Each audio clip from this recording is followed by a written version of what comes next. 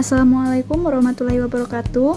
Nama saya Milidiarti dengan teman saya Novita Eranio dari kelompok 1 akan menjelaskan tentang pengertian pendidik, kualifikasi, dan kompetensi pendidik secara umum. Materi yang akan kami jelaskan yaitu tentang pengertian pendidik, kualifikasi pendidik, serta kompetensi pendidik secara umum. Pengertian pendidik. Pendidik adalah orang yang memelihara dan memberi latihan, ajaran, tuntunan pimpinan mengenai akhlak dan kecerdasan pikiran. Sedangkan berdasarkan Peraturan Pemerintah Nomor 38 Tahun 1992, Pasal 1 Ayat 2 menjelaskan bahwa tenaga pendidik adalah tenaga kependidikan yang bertugas membimbing, mengajar, dan atau melatih peserta didik. Hal ini kembali ditegaskan pada pasal selanjutnya di ayat 2 yang menyebutkan bahwa tenaga pendidik terdiri atas pembimbing, pengajar, dan pelatih. Fungsi pendidik menurut Ki Hajar Dewantoro ada 3. Pertama, menjadi contoh atau teladan ingarso sum telodo, menjadi penggerak bila berada di tengah siswa ing madio mangunkarso, dan mengikuti sambil mengawasi dari belakang tuturi handayani. Kualifikasi pendidik menurut Undang-Undang Nomor 19 Tahun 2005 tentang guru dan dosen. Guru yang ikut dalam proses rekrutmen harus memiliki persyaratan kualifikasi akademik, kompetensi sertifikat pendidik, memiliki kesehatan baik jasmani maupun rohani, serta harus memiliki kemampuan agar dapat mewujudkan tujuan pendidikan nasional. Kualifikasi akademik guru diperoleh melalui pendidikan tinggi, program sarjana, maupun program diploma. Kemampuan yang dimaksud ialah meliputi kualifikasi akademik pendidikan minimal diploma 4 ataupun sarjana, sertifikat profesi guru minimal 36 SKS di atas D4 atau S1, latar belakang pendidikan sesuai dengan bidang atau mata pelajaran yang diajarkan. Saya akan melanjutkan presentasi yang sudah dimulai oleh Saudari Mili. Dalam Undang-Undang Guru dan Dosen diatur ketentuan bahwa seorang pendidik wajib memiliki kualifikasi akademik dan kompetensi pendidik sebagai agen pembelajaran. Dan kualifikasi akademik diperoleh melalui pendidikan tinggi, program sarjana S1 atau program diploma 4 yang sesuai dengan tugasnya sebagai guru. Untuk guru haruslah S1 atau D4 dan sedangkan untuk dosen haruslah S2.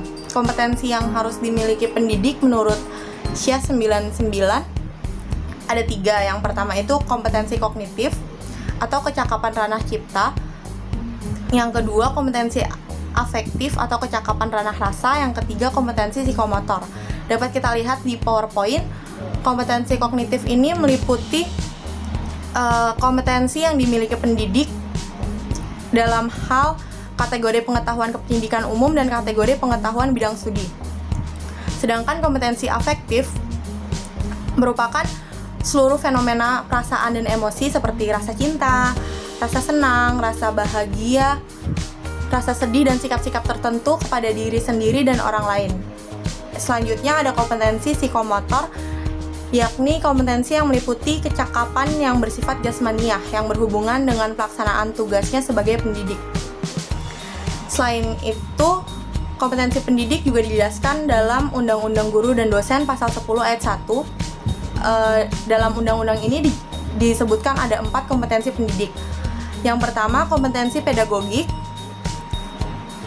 kemampuan pendidik dalam memahami peserta didik, merancang pembelajaran, melaksanakan pembelajaran yang bersifat kondusif, merancang dan melaksanakan evaluasi pembelajaran, serta mengembangkan peserta didik di dalam usaha mengaktualisasikan berbagai potensi yang dimiliki peserta didik.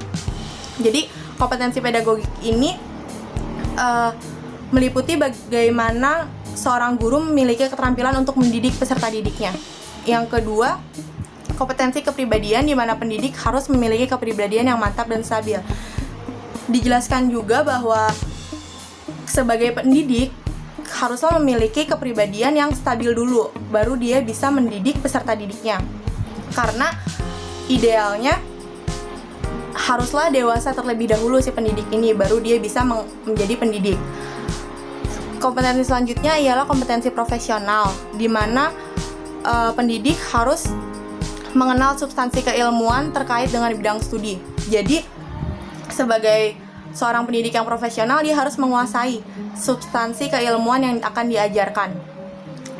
Selanjutnya ada kompetensi sosial, yakni kemampuan pendidik dalam melakukan komunikasi dan bergaul secara efektif. Jadi si pendidik ini juga harus memiliki kompetensi sosial di mana dia harus bisa membangun relasi dan menciptakan interaksi sosial yang efektif dan bisa berkomunikasi dengan baik dengan lingkungan dan orang-orang di sekitarnya.